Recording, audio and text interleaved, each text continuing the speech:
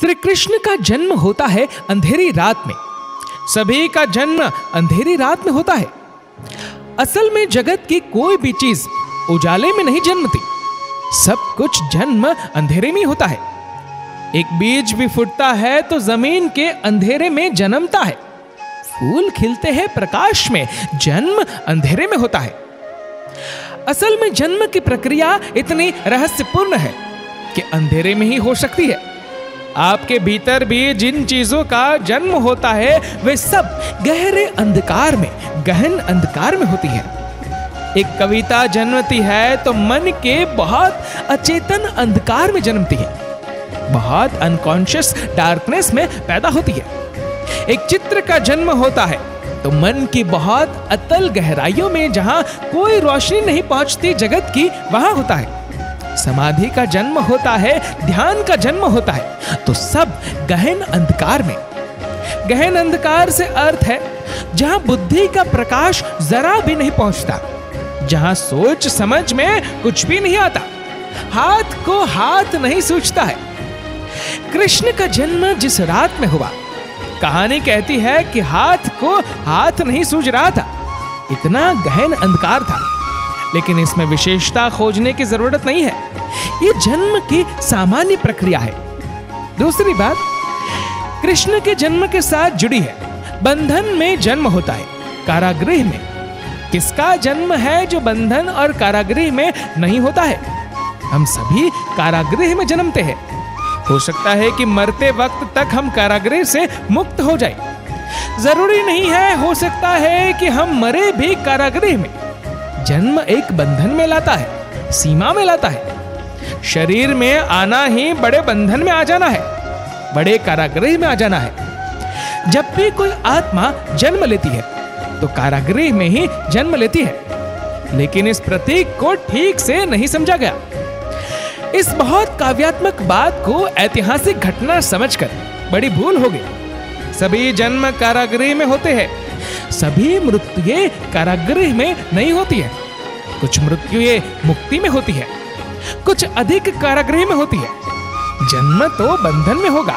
मरते क्षण तक अगर हम बंधन से छूट जाए, टूट जाए सारे कारागृह, तो जीवन की यात्रा सफल हो गई। कृष्ण के जन्म के साथ एक और तीसरी बात जुड़ी है, और वह यह है कि जन्म के साथ ही उन्हें मारे जाने की धमकी है। किसको नहीं है? जन्म के साथ ही मरने की घटना संभावी हो जाती है। जन्म के बाद एक पल बाद भी मृत्यु घटित हो सकती है। जन्म के बाद प्रतिपल मृत्यु संभावी है। किसी भी क्षण मौत घट सकती है। मौत के लिए एक ही शर्त जरूरी है, वह जन्म है, और कोई शर्त जरूरी नहीं है। जन्म के बाद एक पल जिया हुआ बालक भी मरने के लिए उतना ही योग्य हो जाता है जितना 70 साल जिया हुआ आदमी होता है। मरने के लिए और कोई योग्यता नहीं चाहिए, जन्म भर चाहिए। लेकिन कृष्ण के जन्म के साथ एक चौथी बात भी जुड़ी है कि मरने की बहुत तरह की घटनाएं आती है, लेकिन वे सब से बचकर निकल जाते हैं। जो भी उन्हें मारने आता है वही मर जाता है। कहे कि मौत ही उनके लिए मर जाती है। मौत सब उपाय करती है और बेकार हो जाती है। कृष्ण ऐसी जिंदगी है जिस दरवाजे पर मौत बहुत रूपों में आती है और हार कर लौट जाती है। वे सब रूपों की कथाएं हमें पता है कि कितने रूपों में मौत घेरती है और हार जाती है। लेकिन कभी हमें ख्याल नहीं आया कि इन कथाओं को हम गहरे में समझने की कोशिश करें। सत्य सिर्फ उन कथाओं में एक है, और वह ये है कि कृष्ण जीवन की तरफ रोज जीतते चले जाते हैं और मौत रोज हारती चली जाती है।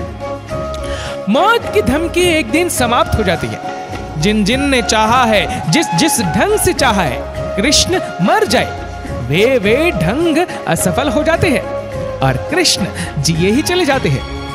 लेकिन ये बातें इतनी सीधी, जैसा मैं कह रहा हूं, कहीं नहीं गई है। इतने सीधे कहने का पुराने आदमी के पास कोई उपाय नहीं था।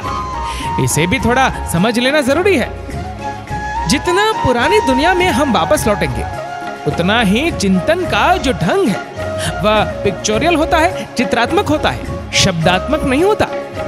अभी भी रात आप सपना देखते हैं। कभी आपने ख्याल किया कि सपनों में शब्दों का उपयोग करते हैं कि चित्रों का?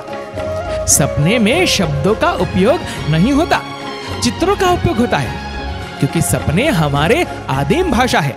सपने के मामले में हम में और आज से 10,000 साल पहले के आदमी में कोई फर्क नहीं पड़ा है। सपने अभी भी पुराने हैं, प्रिमिटिव है। अभी भी सपना आधुनिक नहीं हो पाया। अभी भी सपने तो वही है जो 10,000 साल 10 लाख पुराने थे। गुहा मानव ने एक गुफा में सोकर रात में जो सपने देखे होंगे वही एयर कंडीशन मकान में भी देखे जाते हैं। उससे कोई और फर्क नहीं पड़ा है। सपने की खूबी है कि उसकी सारी अभिव्यक्ति चित्रों में है। जितना पुरानी दुनिया में हम लौटेंगे, और कृष्ण बहुत पुराने हैं। इन अर्थों में पुराने हैं कि आदमी जब चिंतन शुरू कर रहा है, आदमी जब सोच रहा है जगत और जीवन के बाबत, अभी जब शब्द नहीं बने हैं और जब प्रतीकों में और चित्रों में सारा का सारा कहा जाता है और समझा जाता है, तब कृष्ण के जीवन की घटनाएं लिखी गई है। उन घटनाओं को डिकोड करना पड़ता है। उन घटनाओं को चित्रों से तोड़कर शब्दों में लाना पड़ता है। और कृष्ण शब्द को भी थोड़ा समझना जरूरी है। कृष्ण शब्द का अर्थ होता है केंद्र। कृष्ण शब्द का अर्थ होता है जो आकृष्ट करे, जो आकर्षित करे, सेंटर ऑफ ग्रेविटेशन, कशिश का केंद्र। कृष्ण शब्द का अर्थ होता है जिस पर सारी चीजें खींचती हो, जो केंद्रीय चुंबक का काम करे। प्रत्येक व्यक्ति का जन्म एक अर्थ में कृष्ण का जन्म है, क्योंकि हमारे भीतर जो आत्मा है वह कशिश का केंद्र है, वह सेंटर ऑफ ग्रेविटेशन है, जिस पर सब चीजें खींचती है और आकृष्ट होती है। शरीर खींचकर उसके आसपास निर्मित होता है, परिवार खींचकर उसके आसपास निर्मित होता है, समाज खींचकर उसके आसपास निर्मित होता है, जगत खींचकर उसके आसपास निर्मित होता है। वह जो हमारे भीतर कृष्ण का केंद्र है, आकर्षण का जो गहरा बिंदु है, उसके आसपास सब घटित होता है। तो जब भी कोई व्यक्ति जन्मता है तो एक अर्थ में कृष्ण ही जन्मता है। वह जो बिंदु है आत्मा का, आकर्षण का, वह जन्मता है और उसके बाद सब चीजें उसके आसपास निर्मित होने शुरू होती है। उस कृष्ण बिंदु के आसपास क्रिस्टलाइजेशन शुरू होता है और व्यक्तित्व निर्मित होता है। इसलिए कृष्ण का जन्म एक व्यक्ति विशेष का जन्म मात्र नहीं है, बल्कि व्यक्ति मात्र का जन्म है। कृष्ण जैसा व्यक्ति जब हमें उपलब्ध हो गया तो हमने कृष्ण के व्यक्तित्व के साथ वह सब समाहित कर दिया है जो प्रत्येक आत्मा के जन्म के साथ समाहित है। महापुरुषों की जिंदगी कभी भी ऐतिहासिक नहीं हो पाती है, सदा काव्यात्मक हो जाती है, पीछे लौटकर निर्मित होती है। पीछे लौटकर जब हम देखते हैं तो हर चीज प्रतीक हो जाती है और दूसरे अर्थ ले लेती है, जो अर्थ घटते हुए क्षण में कभी भी न रहे होंगे। और फिर कृष्ण जैसे व्यक्तियों की जिंदगी एक बार नहीं लिखी जाती, हर सदी बार बार लिखती है। हजारों लोग लिखते हैं। जब हजारों लोग लिखते हैं तो हजार व्याख्याएं होती चली जाती है। फिर धीरे धीरे कृष्ण की जिंदगी किसी व्यक्ति की जिंदगी नहीं रह जाती। कृष्ण एक संस्था हो जाती है, एक इंस्टीट्यूट हो जाती है। फिर वे समस्त जन्मों का सारभूत हो जाते हैं। फिर मनुष्य मात्र के जन्म की कथा उनके जन्म की कथा हो जाती है। इसीलिए व्यक्तिवाची अर्थों में मैं कोई मूल्य नहीं मानता हूं। कृष्ण जैसे व्यक्ति रह ही नहीं जाते। वे हमारे मानस के, हमारे चित्त के, हमारे कलेक्टिव माइंड के प्रतीक हो जाते हैं। और हमारे चित्त ने जितने भी जन्म देखे हैं वे सब उनमें समाहित हो जाते हैं। दोस्तों, इस वीडियो को लेकर आपकी क्या राय है नीचे कमेंट करके जरूर बताएगा। और अगर आपको वीडियो अच्छा लगा हो तो इस वीडियो को लाइक करेगा, शेयर करेगा ज्यादा से ज्यादा लोगों तक। और ऐसे ही और भी स्पिरिचुअल वीडियोस को देखने के लिए सब्सक्राइब करें हमारे यूट्यूब चैनल को और फेसबुक पर फॉलो करें हमारे पेज को। धन्यवाद।